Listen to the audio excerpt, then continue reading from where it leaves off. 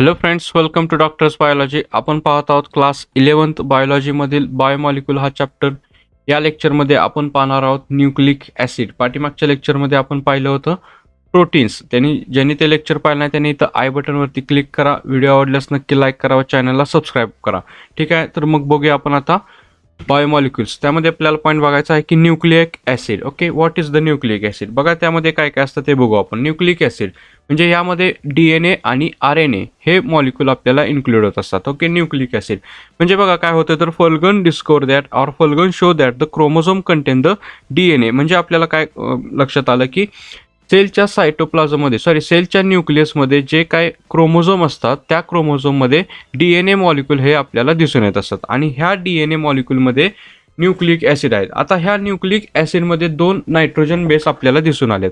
ठीक आहे, nitrogen base कोणत्या कोणत्या आहेत आपल्याकडे, प्युरिन्स आणि पिरिमिडिन्स. ह्या 2 नायट्रोजन बेस आपल्याला दिसणार आहेत. त्या प्युरिन्समध्ये ॲडेनिन ग्वानिन ह्या प्युरिन्स आहेत आणि पिरिमिडिन्समध्ये सायटोसिन, युरॅसिल आणि थायमिन ह्या नायट्रोजन बेस आपल्याला दिसून येतात. कुठं तर आपल्याला त्या सेलच्या न्यूक्लियसमध्ये असणारे जे काही DNA मॉलिक्युल्स आहेत त्यामध्ये आपल्याला म्हणजेच त्या न्यूक्लिक ॲसिडमध्ये हे मटेरियल आपल्याला दिसून यायला. आता आपल्या मेन टॉपिककडे जाऊ की व्हॉट इज द DNA. म्हणजे न्यूक्लिक ॲसिडमध्ये असणारा जो काही DNA आहे तो नेमका कशापासून तयार झाला आहे आणि तो काय असतो हे आपण बघू. ह्याच्यावरती म्हणजे विल्कर्स आणि त्यांच्या काही कोवर्कर्सनी डिस्कवरी केल्यानंतर त्यांना असं काही डिस्कवर झालं की त्यामध्ये जो काही DNA मॉलिक्यूल आहे तो कशा प्रकारे तयार झालेला असं हे आपण त्यामध्ये बघू. बघा त्यामध्ये शुगर मॉलिक्यूल असतोय. म्हणजे DNA it is compose of the sugar molecule. Sugar म्हणजे त्यांच्यामध्ये असणार आहे आपल्याला पेंटोज शुगर.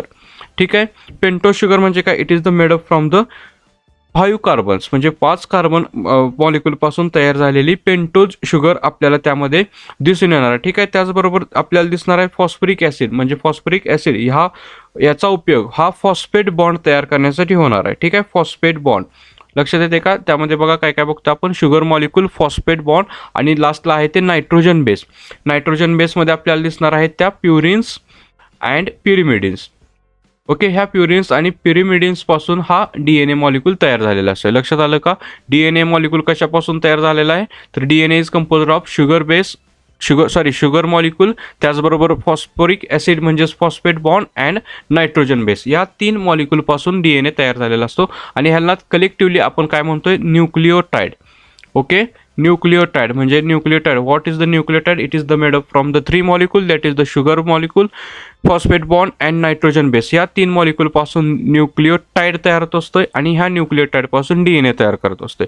हे आपण बघणार आहोत स्टेप बाय स्टेप. हे फक्त लक्षात ठेवा की DNAचे बेसिक मॉलिक्यूल कोणते आहेत तर शुगर मॉलिक्यूल, फॉस्फरिक ॲसिड म्हणजेच phosphate bond and nitrogen base. बघा आता नायट्रोजन बेसमध्ये पण 2 टाईपचे आपल्याला नायट्रोजन बेस फाउंड होत असतात. आपण पाहिलं सुरुवातीला त्यामध्ये प्युरिन बेस आहेत आणि पिरिमिडिन बेस आहेत. प्युरिन कंटेन्स ॲडेनिन अँड ग्वानिन म्हणजे प्युरिनमध्ये 2 ॲडेनिन असतात आणि पिरिमिडिन्समध्ये 3 आपल्याला मॉलिक्यूल भेटतात. त्यामध्ये आहे सायटोसिल, युरॅसिल आणि थायमिन. आता ह्या प्युरिन्स आणि पिरिमिडिन्स नेमकं काय आहेत, it is the cyclic ring molecule. Okay, cyclic ring molecules आहेत. प्युरिन जे आहेत त्यामध्ये आपण पाहिलं की ॲडेनिन आणि ग्वानिन हे 2 सायक्लिक मॉलिक्यूल भेटत असतात. त्यामधले ते 2 कसे आहेत तर हे आहेत डायसायक्लिक. ओके, लक्षात येते का, इट इज द डायसायक्लिक. डायसायक्लिक म्हणजे काय की त्यांच्यामध्ये आपल्याला 2 सायक्लिक रिंग आपल्याला दिसतात. ठीक आहे, इट इज द डायसायक्लिक. लक्षात आलं का, purines is the dicyclic ring molecule. Okay, dicyclic ring molecule आपण त्याला म्हणतोय. आणि पिरिमिडिन्स हे कसे आहेत तर it is the monocyclic ring molecule.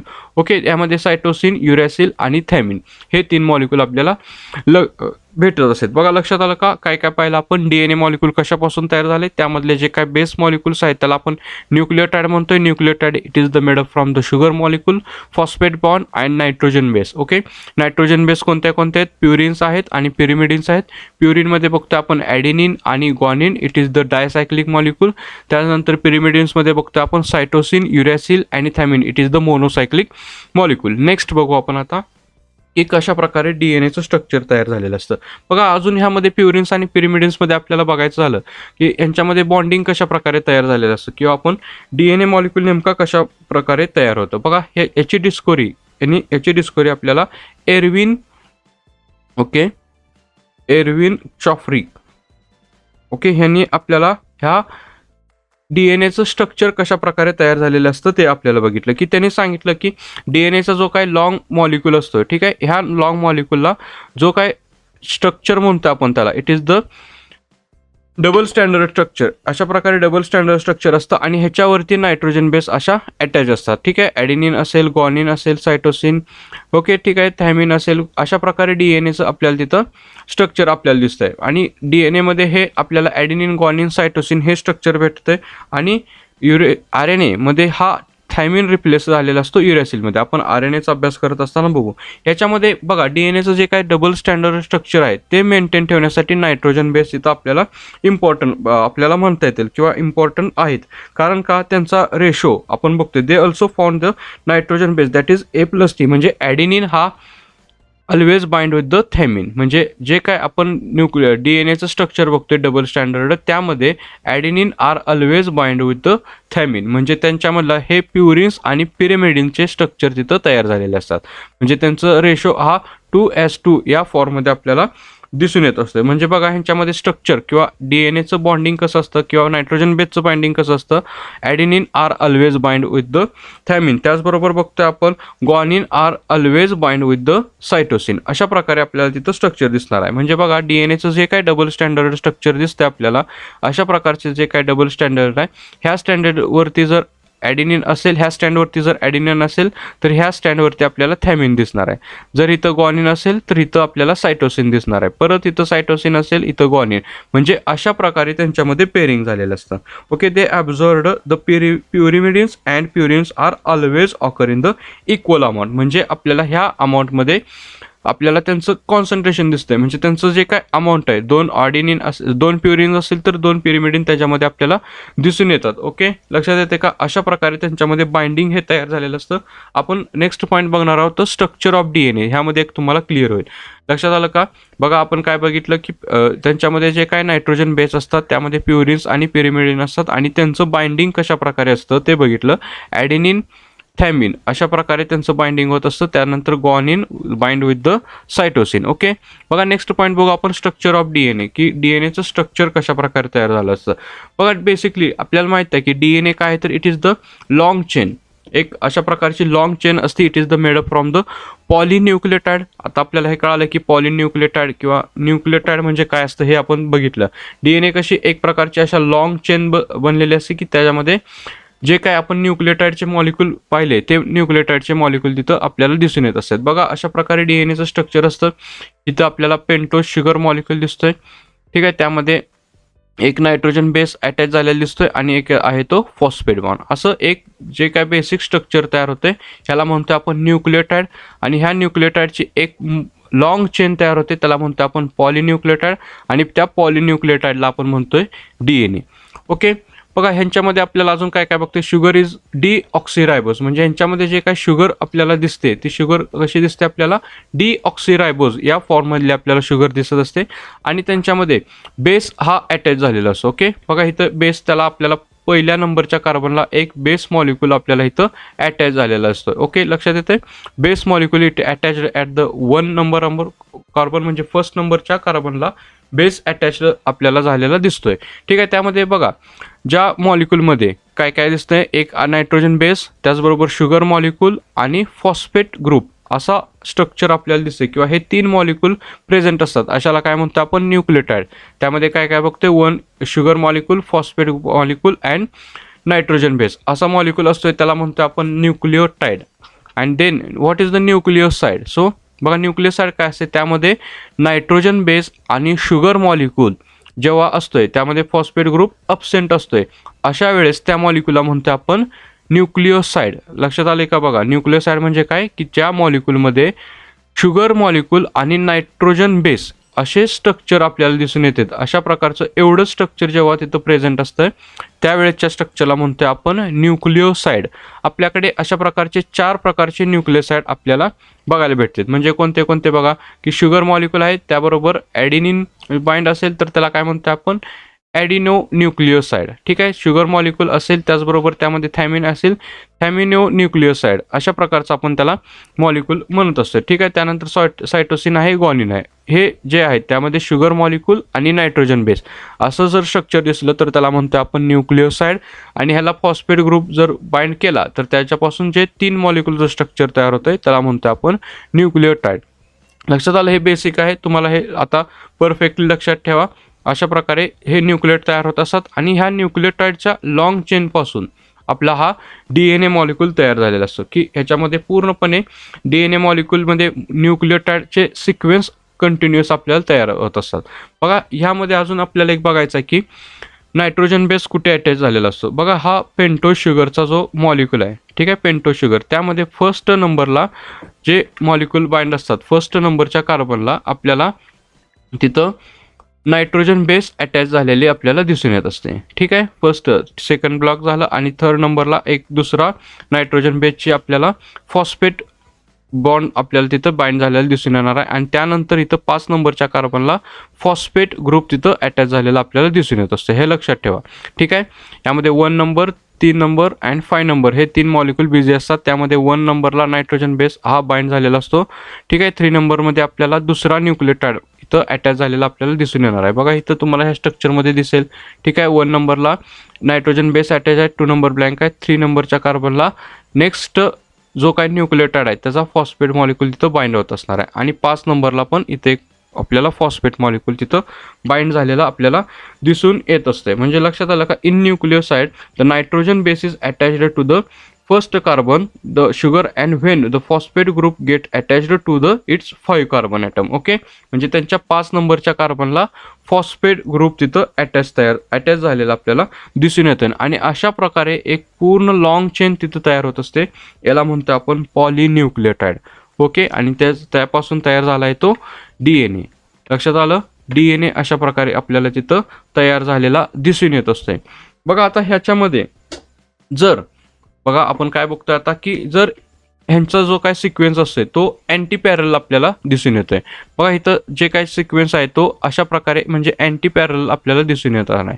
ठीक आहे, लक्षात आले, म्हणजे ॲडेनिन थायमिन असं तिथं बाइंडिंग दिसून येते आणि त्यांच्यामध्ये अँटी पॅरल असा प्रकारचा सिक्वेन्स तिथं आपल्याला दिसून येते. आणि अजून एक पॉईंट लक्षात ठेवा की दोन जे काय स्टँड आहेत त्यांच्यामधले जे काय नायट्रोजन बेसचा बॉन्डिंग आहे ते हायड्रोजन बॉन्डने तिथं केलेलं असतं. म्हणजे in two nitrogen base there is the hydrogen bond was the present आणि इन टू न्यूक्लियोटाइड म्हणजे 2 न्यूक्लियोटाइडमध्ये तिथं आपल्याला फॉस्फेट बॉन्ड तिथं आपल्याला दिसून येत असतोय. ठीक आहे, लक्षात आलं.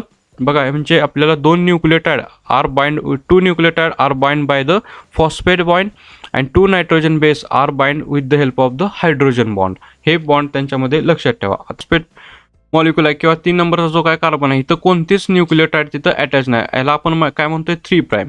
ओके, म्हणजे इथला 3 नंबरच्या कार्बनला दुसरा न्यूक्लियोटाइड अटॅच झालेला नाही. ठीक आहे, एक लिमिटेड न्यूक्लियोटाइडची हे जे काय सिक्वेन्स आहे त्यामध्ये 3 नंबरचा कार्बनला कोणताच न्यूक्लियोटाइड अटॅच नसेल तर त्याला आपण काय म्हणतोय 3 प्राईम. तसंच सिमिलरली आपण ह्या साईडला आलो तर इथं 5 नंबरच्या कार्बनला दुसरा कोणताही न्यूक्लियोटाइड अटॅच नाही तर याला काय म्हणतोय आपण 5 प्राईम. ओके, लक्षात आलं की 3 प्राईम आणि 5 प्राईम काय आहे ते. बघा तसंच ह्यांच्यामध्ये पण आपल्याला दिसतंय की ह्या न्यूक्लियोटाइडच्या पॉलिन्यूक्लियोटाइड चेनमध्ये इथं म्हणजे 3 नंबरच्या कार्बनला दुसरा कोणताही न्यूक्लियोटाइडचा मॉलिक्यूल तिथं अटॅच नाही. तर इथं 3 नंबरचा कार्बन इथं एम्प्टी आहे, आपण त्याला 3 प्राईम म्हणणार आहे. तसंच अपोजिट साईडला 5 नंबरला इथं कोणताच न्यूक्लियोटाइड मॉलिक्यूल अटॅच नाही तर इथं काय म्हणतोय आपण 5 प्राईम.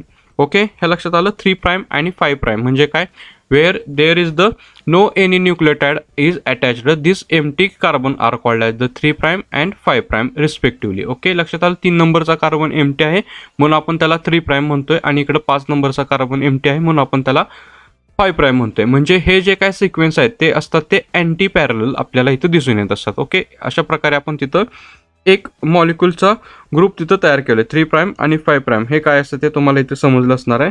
बघा, ठीक आहे. आता न्यूक्लियोटाइड म्हणजे हे जे काय सिक्वेन्स आहे तो सिक्वेन्स हेलिकलमध्ये तयार झालेला असतो. म्हणजे जो काय DNA सिक्वेन्स आहे आपल्याला माहित आहे की अशा प्रकारे हेलिकल आपल्याला स्ट्रक्चर तयार झालेलं दिसते आणि त्यांच्यामध्ये काय असते तर हे DNA एकमेकांशी कॉम्प्लिमेंटरी असतात. कॉम्प्लिमेंटरी म्हणजे काय, एकमेकांशी ते पूरक असतात. म्हणजे इथे जर ॲडेनिन असेल तर इकडे ह्या साईडला थायमिन असणार आहे आणि ह्यांच्यामध्ये बाइंडिंग होऊन तो सिक्वेन्स इथं कंप्लीट होणार आहे. ठीक आहे, थायमिन असेल तर ॲडेनिन ग्वानिन असेल, सायटोसिन, अशा प्रकारे त्यांच्यामध्ये बॉन्डिंग कंप्लीट होऊन ते एकमेकांशी कॉम्प्लिमेंटरी होणार आहे. त्यांच्यामध्ये हायड्रोजन बॉन्ड होऊन तो तिथं स्ट्रक्चर हे पूर्ण त्यांचं कंप्लीट करून ते हेलिकल असा शेप तिथं तयार करून घेतलेला असतात. त्या डीएनएचा हा हेलिकल शेप आपल्याला तिथं दिसणार आहे. त्याचबरोबर बघा त्या हेलिकल शेपमध्ये जे काय शेप आपल्याला स्पेस सांगितलाय म्हणजे ग्रू म्हणतोय आपण, तिथं जो काही गॅप पडलेला असतो त्याला मेजर ग्रू म्हणतोय. हा एक बेसिक कन्सेप्ट आहे, तुम्ही बेसिक त्याचं ओळख करून घ्या कशा प्रकारे आपण त्याला काय म्हणतो असतोय. जो काय मोठा गॅप दिसतोय मेजर ग्रू, ठीक आहे. छोटा जो काय गॅप आहे त्याला मायनर ग्रू म्हणतोय आणि यांच्यामध्ये हायड्रोजन बॉन्ड आहे. अशा प्रकारे आपल्याला ह्या पूर्णपणे डीएनएचं स्ट्रक्चर इथं समजलेलं आहे. ओके, बघा परत एकदा बघा डीएनए काय रिकॅप करतोय. न्यूक्लियोटाइड पासून डीएनए तयार झालाय. न्यूक्लियोटाइड मध्ये आपल्याला काय काय भेटणार आहे. एक असतं ते sugar molecule. Okay, sugar molecule it is the pentose sugar. त्यानंतर आपल्याला भेटणार आहे ते त्यामध्ये असते ते nitrogen base. Okay, nitrogen base हे एक मॉलिक्यूल असतात आणि आपल्याकडे अजून तिसरा मॉलिक्यूल आहे तो phosphate group. Okay, phosphate group. ह्या 3 मॉलिक्यूलपासून डीएनए तयार झालेला असते. याला म्हणतो आपण न्यूक्लियोटाइड आणि ह्याच्या सिक्वेन्सला आपण म्हणतोय पॉलिन्यूक्लियोटाइड. ओके, पॉलिन्यूक्लियोटाइड बघा कशा प्रकारे तयार होत असतात. अशा प्रकारे त्यांची एक मोठी चेन तयार होत असते आणि त्या चेनला म्हणतोय आपण पॉलिन्यूक्लियोटाइड. बघा, आणि पॉलिन्यूक्लियोटाइड म्हणजे त्यांच्यातले जे काही न्यूक्लियोटाइडचे मॉलिक्यूल आहेत ते आपण फॉस्फेट ग्रुपने बाइंड केलेले असतात. ओके, आणि त्यांच्यामधल्या ज्या काही नायट्रोजन बेस आहेत, ठीक आहे, नायट्रोजन बेस बघा हे अशा प्रकारे एक मी केमिकल स्ट्रक्चर तयार करतोय. एक बघा नायट्रोजन बेस इथं आपल्याला भेटणार आहेत. 2 डबल स्टँडर्ड आपल्याला इथं स्ट्रक्चर डीएनएचं दिसत असतं. ठीक आहे, नायट्रोजन बेस आहेत ह्या आणि 2 नायट्रोजन बेस ह्या हायड्रोजन बॉन्डनी बाइंड केलेले असतात. ठीक आहे, आणि इथंच तशाच प्रकारे आपल्याला शुगर मॉलिक्यूल हे दिसून येणार आहेत. ठीक आहे, ओके. बेसिक स्ट्रक्चर तुम्हाला इथं दिसून येईल. फॉस्फेट बॉन्डने 2 न्यूक्लियोटाइड बाइंडिंग करणे आणि नायट्रोजन बॉन्डने 2 नायट्रोजन बेस बाइंड करणे. ओके, बघा आता ह्यामध्ये इम्पॉर्टंट मॉलिक्यूल किंवा 2 इम्पॉर्टंट मॉलिक्यूल आपल्याला दिसणार आहे. त्यामध्ये फॉस्फेट आणि sugar molecule. Okay, it is the backbone of the DNA molecule. म्हणजे डीएनएचा बॅकबोन म्हणतो आपण त्याला, की त्याच्यामध्ये फॉस्फेट आणि शुगर मॉलिक्यूल हे इम्पॉर्टंट आहेत. त्यांच्यापासून ते पूर्ण मेन स्ट्रक्चर तयार करत असतं आणि त्यांच्या जे काय नायट्रोजन बेस आहेत ते एकमेकांना बाइंड केलेले असतात. नायट्रोजन बेसमध्ये कोणत्या कोणत्या असणार आहेत तर ते पण लक्षात घ्या. ह्यामध्ये प्युरिन्स आणि पिरिमिडिन्स अशा 2 नायट्रोजन बेस भेटतोय आपल्याला, प्युरिन्स आणि पिरिमिडिन. त्यामध्ये आपण काय काय बघतोय डीएनए मध्ये ॲडेनिन, ग्वानिन, सायटोसिन आणि थायमिन ह्या नायट्रोजन आपल्याला बेस भेटणार आहेत. त्यामध्ये adenine always bind with the thymine, guanine always bind with the cytosine. हा एक सिक्वेन्स तिथं लक्षात ठेवा. प्युरिन्स आणि पिरिमिडिन्स यामध्ये असणार आहेत. प्युरिन्स असणार आहेत त्या डायसायक्लिक रिंग असणार आहेत. डायसायक्लिक म्हणजे की त्यामध्ये adenine and guanine it is the purine. त्याचबरोबर cytosine and thymine it is the pyrimidines. Okay, it is the monocyclic आणि इट इज द डायसायक्लिक. अशा प्रकारे ह्या डीएनएचं स्ट्रक्चर तिथं तयार झालेलं असतं. आणि ह्यामध्ये शुगर फॉस्फेट बॅकबोन म्हणजे पेंटोज शुगर आणि फॉस्फेट यांच्यापासून बॅकबोन तयार झालेलं असतं. नायट्रोजन बेस यांनी कॉम्प्लिमेंटरी एकमेकांशी कॉम्प्लिमेंटरी असतात, त्याबरोबर ते बाइंड करत असतात. यांच्यामध्ये हायड्रोजन बॉन्ड हा प्रेझेंट असतो.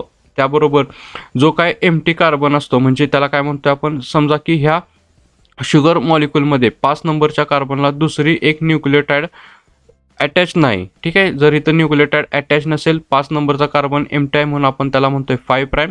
इथे 3 नंबरचा कार्बन एम्प्टी आहे पण ह्याला म्हणतोय 3 प्राईम. ठीक आहे, तसंच इथं पण तसंच आहे. 3 नंबर कार्बन एम्प्टी आहे, इथं 5 नंबर कार्बन एम्प्टी आहे. ठीक आहे, म्हणजे इथं काय झालं 5 prime to 3 prime, 5 prime to 3 prime. अशा प्रकारे ते अँटी पॅरलल स्ट्रक्चर आपल्याला डीएनएचं आपल्याला तिथं दिसून येत असते. हे झालं न्यूक्लिक ॲसिड. बघा DNA it is the nucleic acid. It carry the genetic information म्हणजे यांच्यामध्ये आपले जेनेटिक इन्फॉर्मेशन असते. त्याचबरोबर हे इनहेरिटन्स किंवा हेरिडिटीसाठी इम्पॉर्टंट असणार आहेत. हे प्रोटीन सिंथेसिससाठी यांचा इम्पॉर्टंट रोल आहे. आपण ते बघणार आहोत पुढे. लक्षात आलं, DNA it is the first nucleic acid. Next one आपल्याला बघायचं आहे की RNA, त्याला म्हणतो आपण रायबो न्यूक्लिक ॲसिड.